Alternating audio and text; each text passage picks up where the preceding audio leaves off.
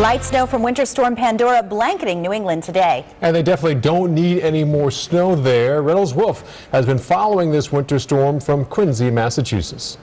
That's right. The town is Quincy, but snow is the story. A story that they've been dealing with over the last 5 to 6 weeks. They are done with it, yet still the flakes continue to fall. As we make our way across the street here, this Hancock Street, by the way, there's some improvements. A lot of the ice gone. Now it's kind of like an icy goo. As I step my way across, still some ice patches here and there, and still, you better believe it, plenty of snow. You look right here, right in front of me.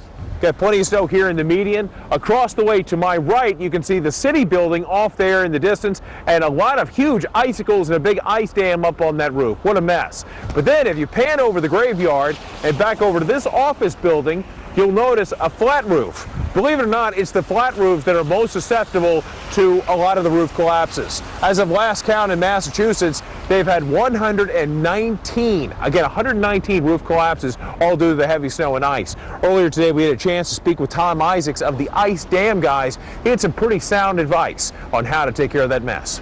The number one thing that people can do is they need to get the snow off their roof. So first they need to get up there or have a company come up and shovel all the snow off and then expose the ice dam, see what the problem is, see what is holding the water on their roof. And if they're having a leak, then it is the ice dam that needs removed and you need to steam it off safely and effectively.